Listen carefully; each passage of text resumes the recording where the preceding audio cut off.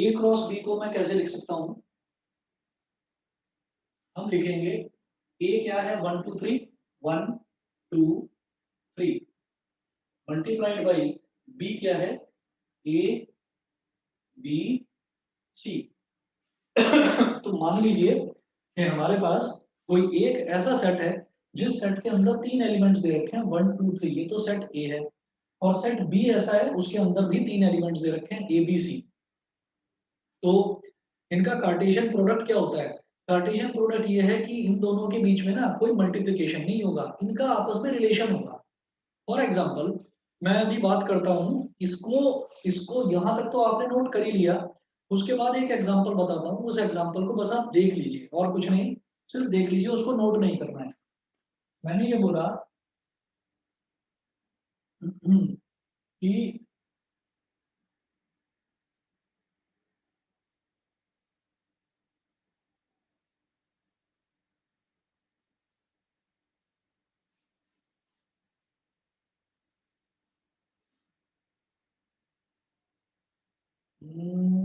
कोई एग्जाम्पल लेते हैं इसमें।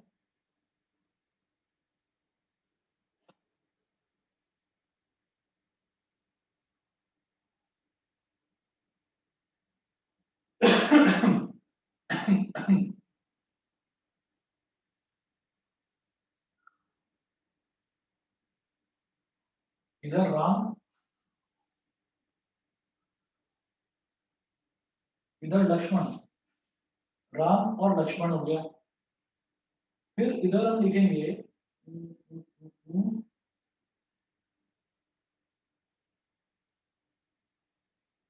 इधर लिखते हैं कृष्ण और इधर लिखेंगे बलराम। तो हम ये कहते हैं कि इनका रिलेशन क्या है? भगवान राम की बात करी जा रही है और भगवान लक्ष्मण की बात करी जा रही है, तो ये दोनों ब्रदर्स हैं, आपस में दोनों भाई हैं। ठीक है, ये आप लोगों ने अगर रामायण देखा हो तो उसमें आपने देखा होगा राम और लक्ष्मण दोनों भाई हैं। फिर अगर हम भगवान कृष्ण की और भगवान बलराम की बात करें तो ये दोनों भी भाई हैं। तो इन दोनों का रिलेशन क्या हो गया? इन दोनों का रिलेशन हो गया कि ये दोनों भाई भाई हैं। ठीक है, राम का बलराम के साथ रिलेशन नहीं है और कृष्ण का लक्ष्मण के साथ रिलेशन नहीं है। राम का लक्ष्मण के साथ ही रिलेशन है कि दोनों भाई हैं, और कृष्ण का बलराम के साथ रिलेशन है कि दोनों के दोनों भाई हैं। अब हम ये कहते हैं कि अगर इन दोनों का कार्टेशियन प्रोडक्ट लिखना है तो कार्टेशियन प्रोडक्ट क्या होगा? हम मान लेते हैं कि ये हमारे पास एक तरह से सेट ए है और ये हमारे पास एक तरह से सेट बी है। तो सेट ए में हमने एक मतलब दो पर्सन्स के नाम लिखे हुए हैं और सेट बी में भी दो पर्सन्स के नाम लिखे हुए हैं। फिर हमने देखा कि क्या इनके बीच में कोई कॉमन रिलेशन बन रहा है, तो हम कहेंगे कि हाँ, पहला इसका पहला एलिमेंट और इसका पहला एलिमेंट ये दोनों ब्रदर्स हैं, इसका दूसरा एलिमेंट और इसका दूसरा एलिमेंट ये दोनों ब्रदर्स हैं।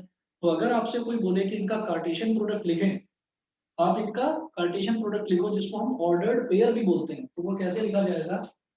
ये ऐसे लिखेंगे आप, राम कॉमा लक्ष्मण, इसको लिखेंगे स्मॉल ब्रैकेट में, फिर कॉमा, यहाँ आप लिखेंगे Krishna comma Balram.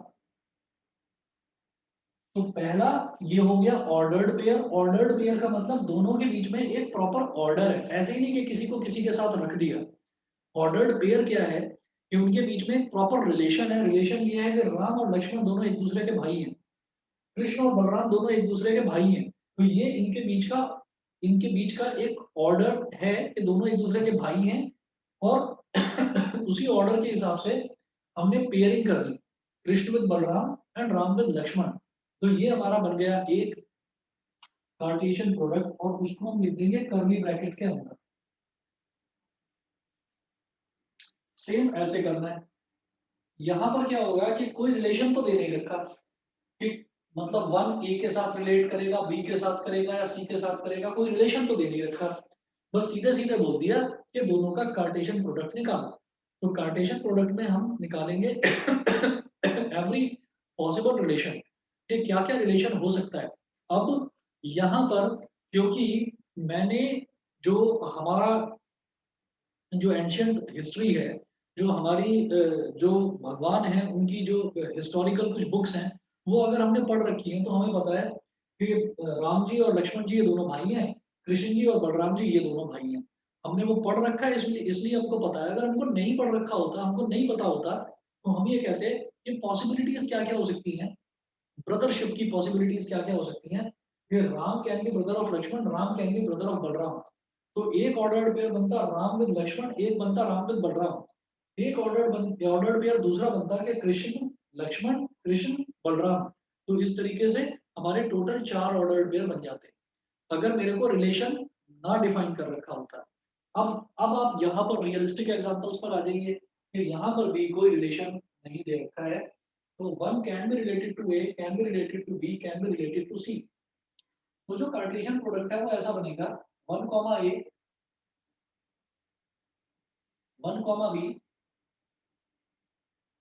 1 comma C. इसी तरीके से जो 2 है वो भी इन तीनों के साथ रिलेट कर सकता है। तो 2 कॉमा ए, 2 कॉमा बी, 2 कॉमा सी। इसी तरह से 3 भी रिलेट कर सकता है तीनों के साथ। 3 कॉमा ए, 3 कॉमा बी, 3 कॉमा सी। बताइए जी, इतना तो समझ में आ गया सबको? Yes sir. Yes sir. Yes sir. हाँ जी, तो ये हमारा हो गया कि कार्टेशियन प्रोडक्ट, इसको बोलते हैं कार्टेशियन प्रोडक्ट। अब ऐसा है कि अगर मान लीजिए हम ये कहते हैं कि ऑर्डर्ड पेयर की इक्वालिटी भी कुछ होती है क्या, हम ये कहते हैं हाँ होती है। और अगर ए क्रॉस बी की बात यहाँ पर करें तो A cross B, B cross A के इक्वल नहीं होगा। कैसे? अगर मान लो मुझसे बोला जाए कि आप बी क्रॉस ए बताएं, तो बी क्रॉस ए में पहले तो बी लिखेंगे, तो बी में क्या क्या एलिमेंट है, ए बी सी। और ए में क्या क्या एलिमेंट्स है, 1 2 3। तो A can be related to 1, can be related to 2, can be related to 3। क्या हो गया, A1 A2 और A3। Similarly B1 B2 B3, B1 B2 और B3। सिमिलरली C1 C2 और C3। बताइए जी, ये भी समझ में आ गया? ए क्रॉस बी और बी क्रॉस है, दोनों में डिफरेंस तो समझ में आ गया होगा। सर तो उसका मतलब यह है कि 1 कॉमा ए कॉमा 1 के इक्वल नहीं है। इक्वल नहीं है, बिल्कुल सही। कि 1 कॉमा ए कॉमा 1 के इक्वल नहीं है। हमने एक एग्जांपल यहाँ पर लिया था ये वाला, हम एक दूसरा एग्जांपल ले लेते हैं।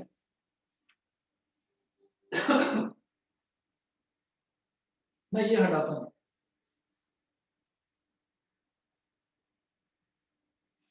सर तो a into B, B into A के इक्वल होगा? नहीं होगा, नहीं होगा, क्योंकि देखिए जो हमने यहाँ पर ब्रदरशिप वाला एग्जांपल लिया वो एक जगह तो चलो चल जाएगा, लेकिन दूसरा अगर मैं एग्जांपल लेता हूँ तो देखिए जरा।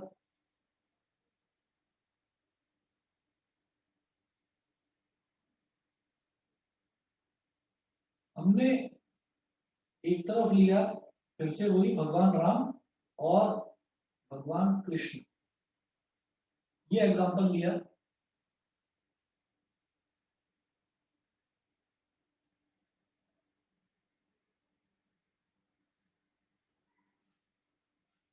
यहां पर ले लिया हमने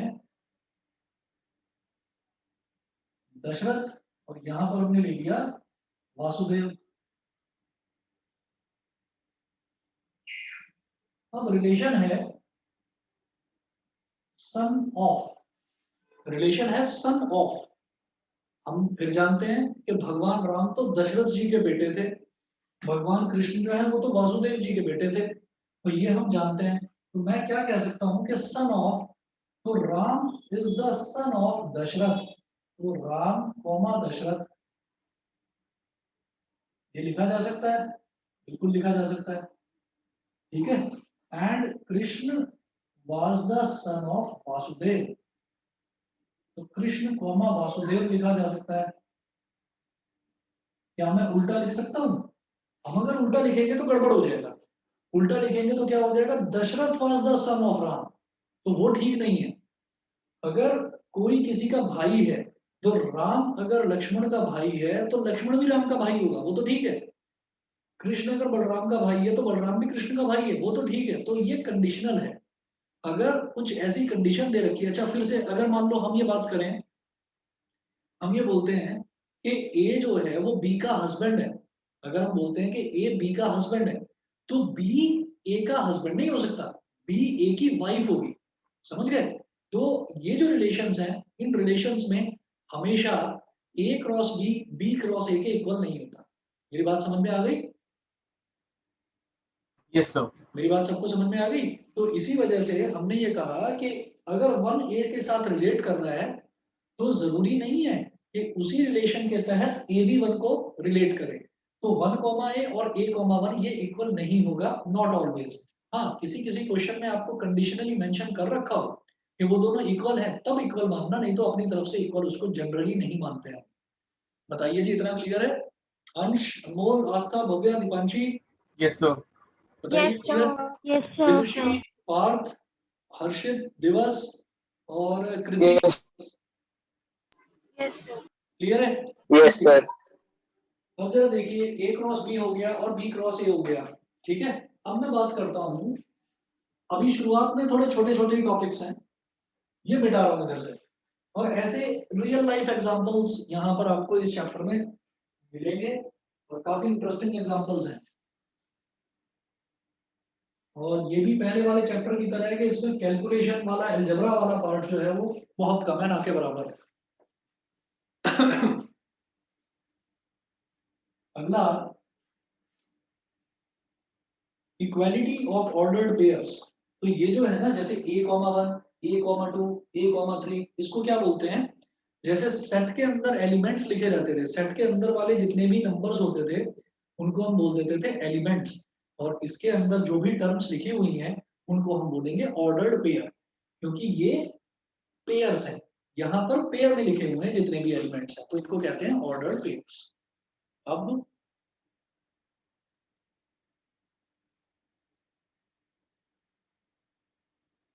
नोट करना, इक्वालिटी ऑफ ऑर्डर्ड पेयर्स।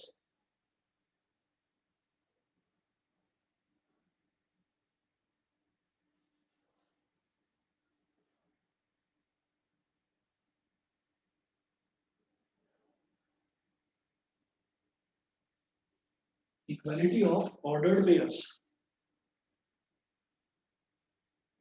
यहां देखें, इक्वालिटी ऑफ ऑर्डर्ड पेयर्स में हम ये कहेंगे कि if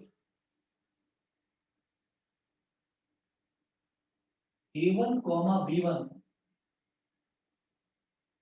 is equal to a2 comma b2, it implies that इसका पहला नंबर इसके पहले नंबर के इक्वल होगा। a1 is equal to a2 and b1 is equal to b2, a1 a2 के इक्वल होगा, b1 b2 के इक्वल होगा, बिल्कुल सिंपल। उसके बाद अब हम देखेंगे Cartesian product of three sets.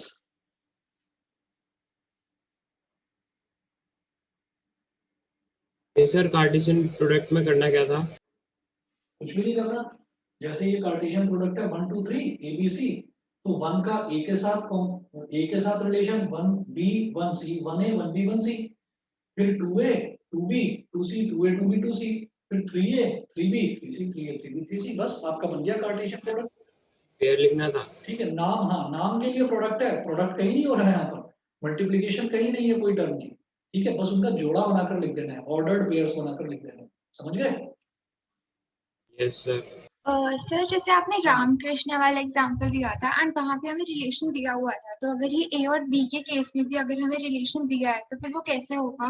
हाँ, ए और बी के बीच में अगर रिलेशन दे रखा है, रिलेशन मान लो कुछ ऐसा दे रखा है कि देखो, जैसे मान लो ए एक सेट है 1 2 3 और बी एक सेट दे रखा है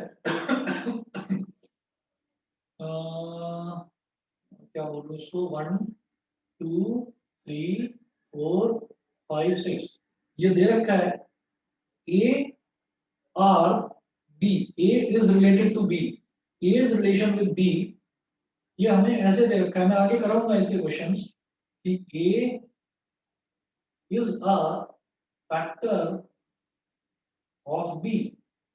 ये ए का जो एलिमेंट है वो सारे के सारे ए के एलिमेंट्स वो बी के फैक्टर है। तो मैं ये जानता हूँ वन जो है वो सबका फैक्टर होता है, वन सबको डिवाइड कर देता है। तो ए रिलेशन विद बी, मतलब इसको हम सीधे सीधे आर भी बोल देते हैं। आर मतलब रिलेशन। इसको क्या लिखा जा सकता है? One one, one two, one one, one two, one three, one four, one five, one six. फिर वन तो सबका फैक्टर होगा। फिर टू की बात करेंगे तो टू से टू डिवाइड हो जाएगा तो टू टू, और टू से फोर हो जाएगा डिवाइड तो टू फोर, और टू सिक्स। फिर थ्री से थ्री डिवाइड हो जाएगा और थ्री से सिक्स डिवाइड हो जाएगा तो थ्री थ्री और थ्री सिक्स। बताइए, समझ गए? Yes, sir. समझे? क्लियर है रिलेशन? बताओ। सर नहीं। नहीं समझे? हमने ये कहा कि अगर एक सेट दे रखा है ए के एलिमेंट्स है तीन, वन टू और थ्री, और एक सेट दे रखा है बी के एलिमेंट्स हैं छह एलिमेंट्स हैं, one two three four five six. वो बोलते हैं A is related to B in such a way that A is a factor of B. कि ए जो है वो बी का फैक्टर है, मतलब ए बी को डिवाइड कर देता है। तो ए के हर एक एलिमेंट को देखता चलूंगा। सबसे पहले मैं वन की बात करूंगा तो वन इस बी के सारे एलिमेंट्स को डिवाइड कर देगा। वन वन को भी डिवाइड कर देगा, वन टू को भी कर देगा, थ्री को भी। वन तो सभी को डिवाइड कर देता है ना, ये तो क्लियर यस। है। तो इसलिए मैंने लिखा one one, one two, one three, one four, one five, one six. लेकिन अब बात करता हूँ टू की।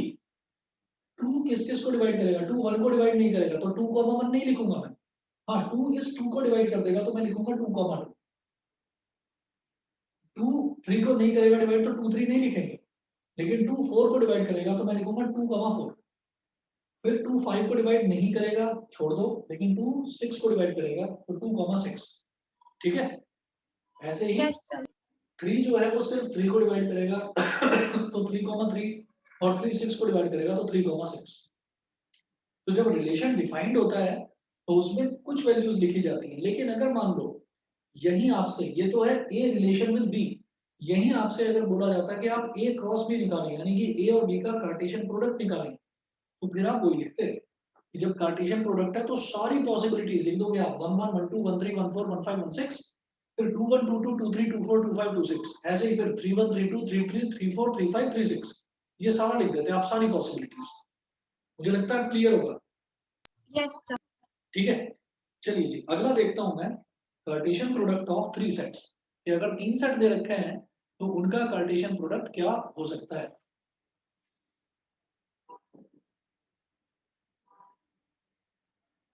Excuse me sir. हाँ बेटा बताओ।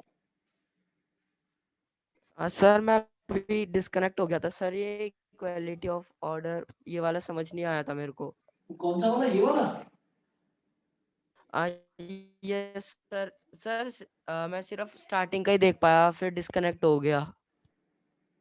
अच्छा, ये वाला देख पाए थे बस? Yes sir. अच्छा, चलो बी अभी दोबारा इंटू ए इसको, वाले तक ही। चलो ठीक है, इसको अभी छोड़ो। ये वाली चीज तो मैं अभी बाद में डिटेल में बताऊंगा, इसको तो रहने दो। ठीक है, उसके बाद आप ये देख लो इक्वालिटी ऑफ ऑर्डर्ड पेयर।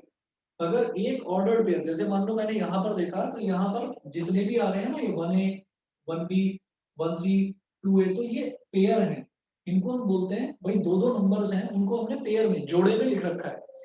तो ये अगर मेरे को कोई ऑर्डर्ड पेयर किसी दूसरे ऑर्डर्ड पेयर के इक्वल दे रखा हो तो उसका मतलब ये होता है कि उसका पहला एलिमेंट दूसरे वाले के पहले एलिमेंट के इक्वल होगा, यानी कि a1 is equal to a2 होगा।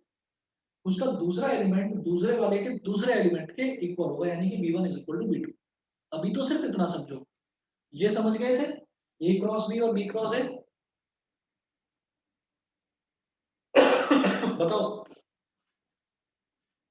अभी हो या फिर से डिस्कनेक्ट हो गए, आवाज नहीं आ रही?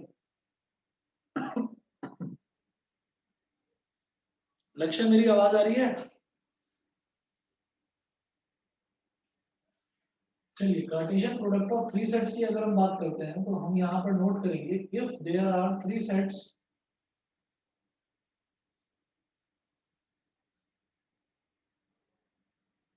if there are three sets 1 2 A You है picking me computer boy यार what is you A है 1 2 आप और कुछ बोल रहे हो पार्थ कुछ बोल रहे थे तुम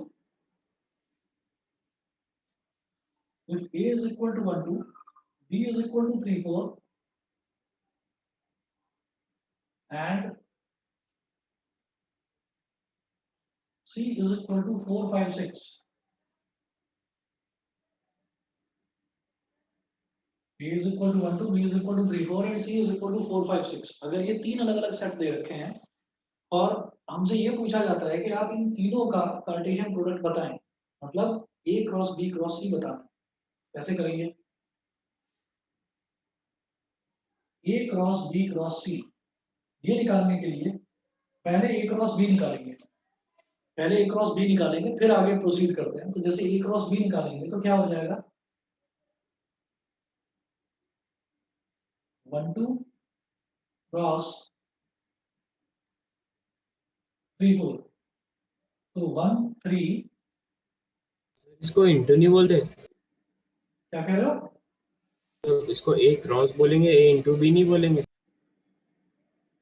A इंटू बी भी बोल सकते हो हाँ चलेगा वो कोई प्रॉब्लम नहीं है अच्छा मेरे को लगा नहीं इसके लिए खाली नहीं वो ऐसा कुछ नहीं है A इंटू बी भी बोला जा सकता है तो ये हो गया 1 3 और ये हो गया 1 4 फिर ये हो जाएगा 2 3 और 2 4 ये तो आपका हो गया A क्रॉस बी फिर मुझे निकालना था A क्रॉस बी क्रॉस सी तो A क्रॉस बी के साथ C का मल्टीप्लिकेशन कर दो A इंटू बी इंटू सी तो A इंटू बी क्या हो जाएगा 1 3 1 4 2 3 और 2 4 ये तो A क्रॉस बी हो गया और इसमें किसका प्रोडक्ट करना है किसका C का और C क्या है 4 5 6 C है 4 5 6 अब क्या करेंगे तरीका वही है एक एक करके आप इसको पेयर बनाते चले जाएंगे इसमें पेयर थोड़ी इसमें तो खैर ट्रिपलेट्स बनेंगी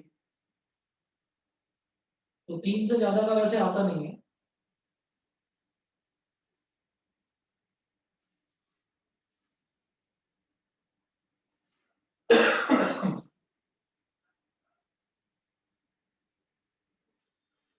अब देखो ये 1 3 है 1 3 का रिलेशन हो जाएगा 4 के साथ तो 1 3 4 ऐसे लिखेंगे इसको 1 3 4 फिर 1 3 का रिलेशन अगले एलिमेंट के साथ 5 के साथ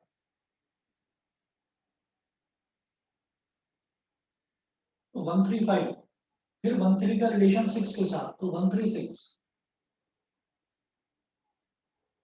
अब अगला देखेंगे 1 4 का रिलेशन 4 के साथ 1 4 4 फिर 1 4 का रिलेशन 5 के साथ 1 4 5 फिर 1 4 का रिलेशन 6 के साथ तो 1 4 6 फिर 2 3 का रिलेशन 4 के साथ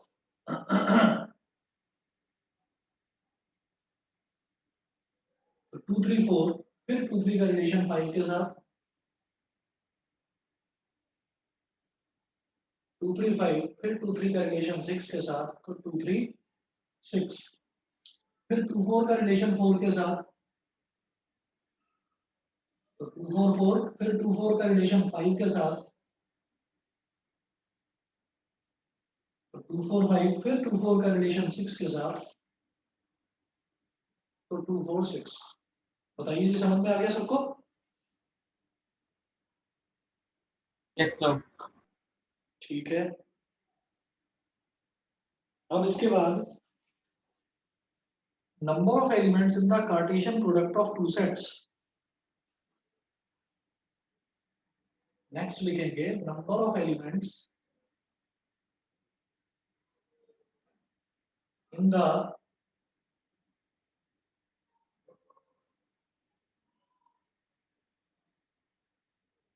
number of elements the Cartesian product of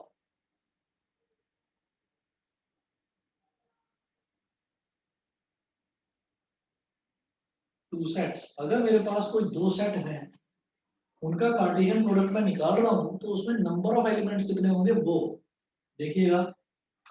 जैसे हमने सबसे पहले यहां पर देखा था, ये a इंटू बी करा, तो इसमें नंबर ऑफ एलिमेंट्स कितने थे 3, और इसमें नंबर ऑफ एलिमेंट्स कितने थे 3। तो टोटल नंबर ऑफ एलिमेंट्स देखो 1 2 3 4 5 6 7 8, 1 2 3 4 5 6 2a 2b। अच्छा ये मिटा दिया हमने, ओके छोड़ो। ये था 1a 1b 1c, फिर 2a 2b, और अगला एलिमेंट था बेटा 2c। मैं इधर लिख रहा हूँ, वो अभी मैंने मिटाया था तो वो मिट गया। 1 2 3 4 5 6 7 8 9, तो 9 एलिमेंट्स हैं। 9 एलिमेंट्स का मतलब ये है कि पहले वाले सेट में जितने एलिमेंट्स हैं और दूसरे वाले सेट में जितने एलिमेंट्स हैं, वो नंबर ऑफ एलिमेंट्स को मल्टीप्लाई कर दो, तो टोटल नंबर ऑफ एलिमेंट्स आ जाता है। देखो कैसे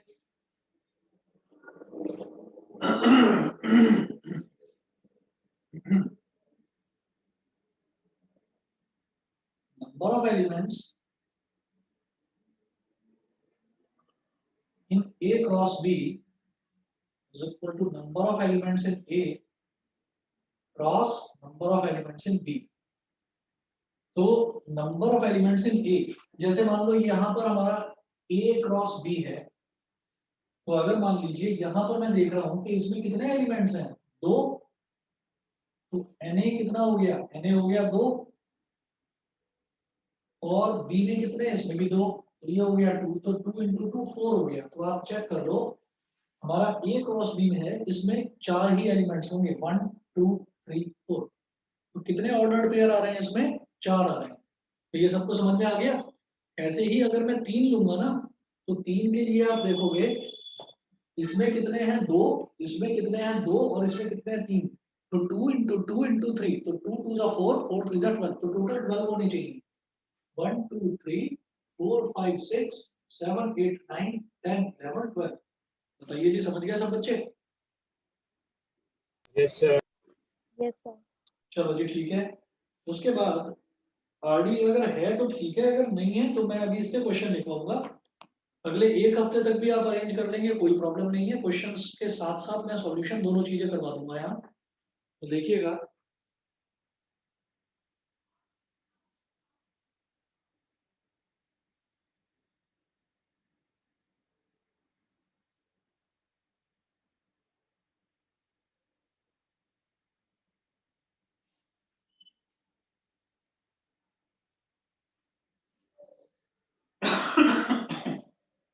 एग्जाम्पल नंबर 1 है,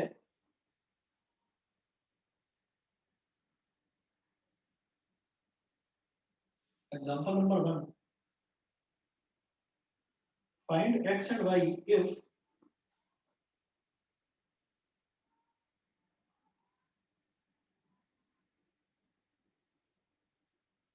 find x and y if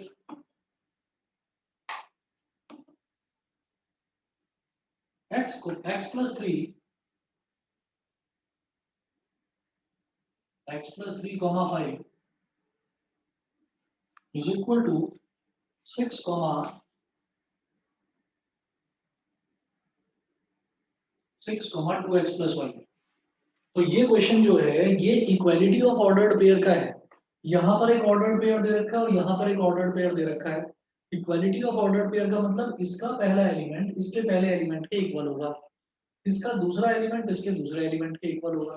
तो x और y निकालने के लिए वो बोल रहे हैं, क्या करेंगे, x plus 3 is equal to 6 and 2x plus y is equal to 5। तो x कितना हो गया, ये 3 को इधर ले जाएंगे, 6 minus 3, तो x की वैल्यू कितनी हो गई 3। और इसी तरह से जब 2x plus y 5 के इक्वल हो गया, तो 2 into 3, x की जगह 3 डाल दिया, 2 into 3 plus y is equal to 5, तो 2 3 सा कितना हो गया 6, plus y is equal to 5, तो y की वैल्यू हो गई 5 माइनस 6, मतलब y की वैल्यू आ गई -1, तो x की वैल्यू 3 और y की वैल्यू -1। बताइए जी, समझ गए? Yes, Yes, sir. sir. Yes, sir. ठीक है जी, ये इक्वालिटी ऑफ ऑर्डर्ड पेयर का हुआ क्वेश्चन। उसके बाद अगला देखते हैं example. Example number 2।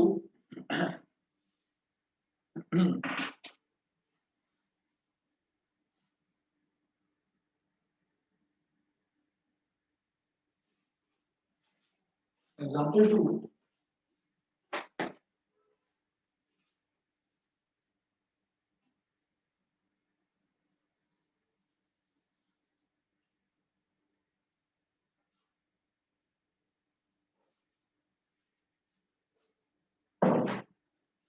Example number 2 है, if a is equal to 1356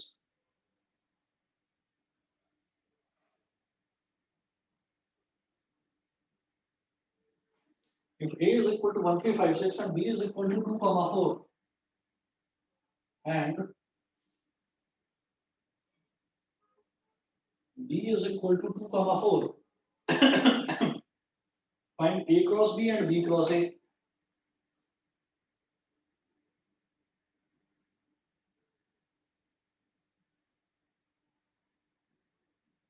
find a cross b and b cross a। हम a क्रॉस b और b क्रॉस a निकालेंगे।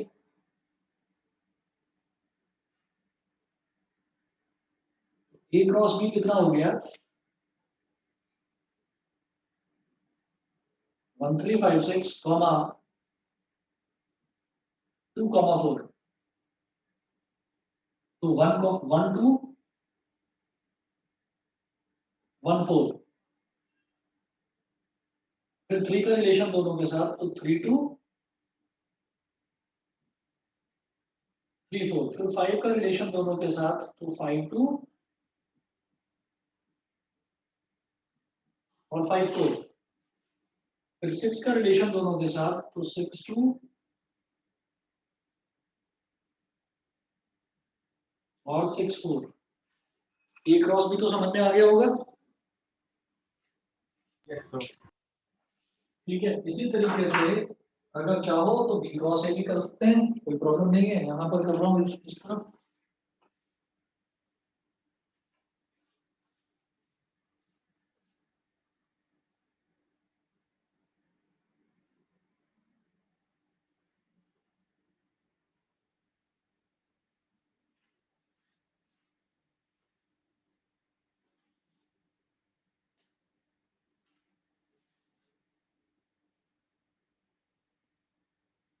बी क्रॉस ए इसका ठीक उल्टा हो जाएगा। बी कितना है? 2 कॉमा 4।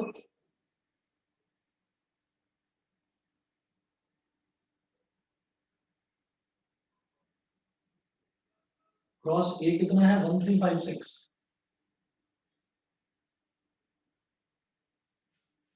2 कॉमा 4 और 1356 दिखाई दे रहा है बेटा सबको?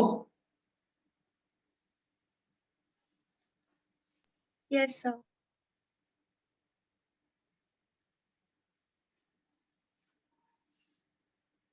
तो 2 1, फिर 2 3, फिर 2 5 और 2 6, ऐसे ही 4 1,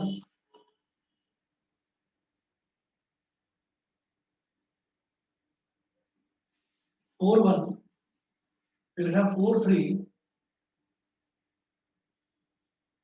फिर है 4 5 और 4 6। ये हो गया बी क्रॉस ए। तो ए क्रॉस बी हो गया और बी क्रॉस ए हो गया। उसके बाद देखिएगा example number 3।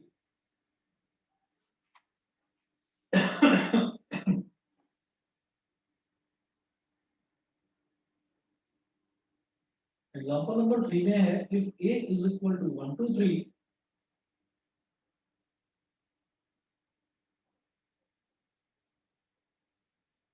if a is equal to 1 2 3, b is equal to 3 comma 4,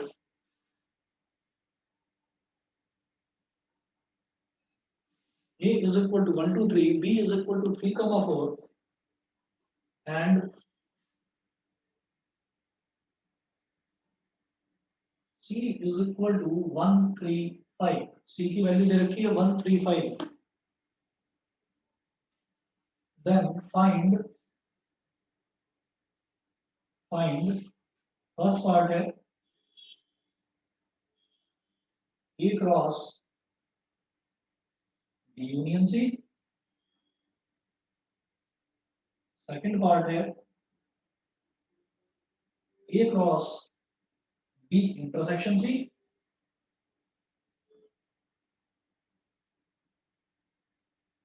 और थर्ड पार्ट है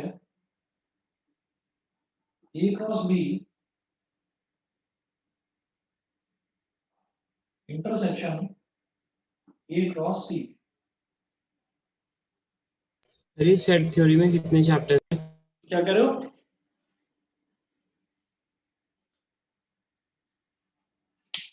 क्या कह रहे हो? दोबारा करोगे? सर सेट थ्योरी में कितने चैप्टर्स हैं? सेट थ्योरी में कितने चैप्टर हैं? एक ही चैप्टर है, आरडी में तो एक ही दे रखा है। आई मीन सॉरी, मतलब ये जिसमें सेट्स का यूज दिवस पता है बीच बीच में आवाज कट रही है तो मैं समझ नहीं पा रहा हूँ क्या बोल रहे हो तुम। सर मैं कह रहा हूँ कि जिसमें सेट्स यूज होगा वो कितने चैप्टर से टोटल, ऐसे जैसे अच्छा, फंक्शन। रिलेशन और फंक्शन ही है बस। Okay sir. थोड़ा बहुत लीनियर इन इक्वेशन में भी यूज होगा इसका, लेकिन बहुत ज्यादा नहीं है। बस यूनियन और इंटरसेक्शन का ही यूज है, वो भी बहुत ज्यादा नहीं है। Okay sir. हाँ, अब जरा देखो, जैसे ये दे रखा है बी यूनियन सी, तो बी यूनियन सी का मतलब हम जानते हैं कि दोनों का कॉम्बिनेशन करना है, बी का और सी का। तो यूनियन का मतलब ये होता है कि इसमें बी और सी के सारे एलिमेंट्स आ जाएं, और कोई एलिमेंट अगर रिपीट हो रहा हो, जैसे 3 है, इसमें भी आ रहा है और इसमें भी आ रहा है, तो उसको दो बार ना लिखकर उसको एक ही बार लिखा जाता है। तो देखिएगा,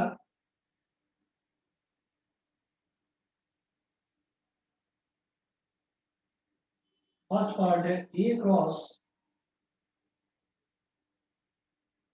बी यूनियन सी।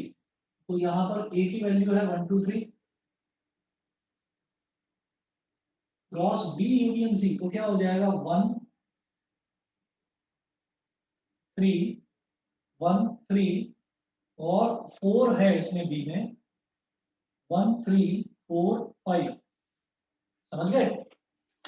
1, 3, 4, 5 मतलब मैंने बी और सी का यूनियन कर दिया, मतलब बी और सी को कंबाइन कर दिया। तो उसमें सारे बी के एलिमेंट्स आ जाएं, सारे सी के एलिमेंट्स आ जाएं, और अगर कोई एलिमेंट रिपीट हो रहा हो तो उसको दो बार ना लिखकर एक ही बार लिखना होता है। तो 1, 3, 4, 5 ये बता दीजिए, क्लियर हो गया इतना? Yes, sir. है ना? अब इसका कार्टेशियन प्रोडक्ट आप अपने आप कर लेना, मैं तो इतना करके छोड़ रहा हूँ। फिर सेकंड पार्ट देखना है।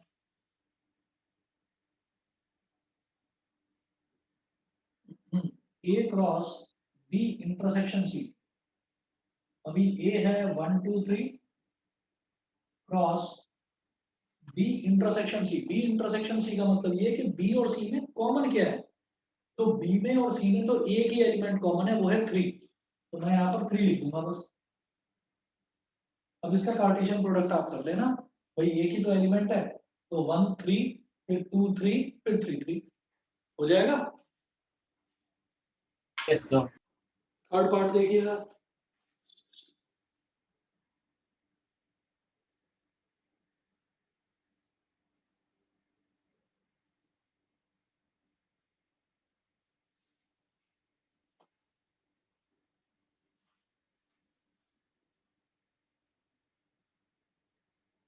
थर्ड पार्ट में A cross B intersection A cross C. A cross B intersection A cross C. अब ए क्रॉस बी क्या है? ए का हर एक के साथ में कॉम्बिनेशन करना है, तो 1, 3, 1, 4, 2, 3, 2, 4, 3, 3, 3, 4 तो लिखा हमने सीधा। 1 का 3 के साथ 1, 3, 1, 4, ऐसे ही 2, 3, 2, 4,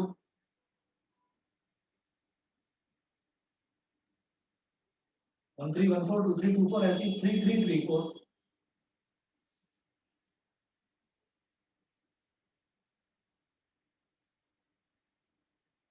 क्रॉसिंग सॉरी इंटरसेक्शन फिर करना है A क्रॉस C। तो A का C के साथ तो 1 1 1 3 1 5 1 1 1 3 1 5। फिर 2 का करेंगे तो 2 1 2 3 2 5। तो 2 1 2 3 और 2 5। फिर 3 का करेंगे तो 3 1 3 3 3 5 3 1 3 3 3 5। ये हो गया। तो जब दोनों का इंटरसेक्शन निकालेंगे तो हम ये देखेंगे इन दोनों में कॉमन क्या है। देखना 1 3 यहाँ कहीं आता है बिल्कुल। तो एक पहला एलिमेंट तो हो गया 1 3। 1 4 कहीं है नहीं है, छोड़ दो। 2 3 कहीं पर है, यस है तो लिख दो 2 3। फिर ढूंढो 2 4 है कहीं पर, नहीं है, छोड़ दो। 3 3 कहीं पर है, बिल्कुल है तो 3 3 लिख दीजिए। फिर देखिए 3 4 है कहीं पर, नहीं है तो छोड़ दो। तो ये 3 एलिमेंट्स क्या हो गए जो इसमें और इसमें दोनों में कॉमनली लाई कर रहे हैं। तो ये इंटरसेक्शन हो गया। बताइए समझ में आ गया सबको? Yes, sir. ठीक है, बस इतना करिए। और मैं कोई इसमें आपको 2 या 3 क्वेश्चन भेजूंगा क्योंकि अभी कुछ ज्यादा तो कराया नहीं है, तो बहुत ज्यादा होमवर्क नहीं है, तो मुश्किल से 2 या 3 क्वेश्चन मैं आपको भेजूंगा, वो आप करके मेरे को भेज देना। ठीक है, Yes, sir. बस तो जी आज इतना ही कर लीजिए फिर।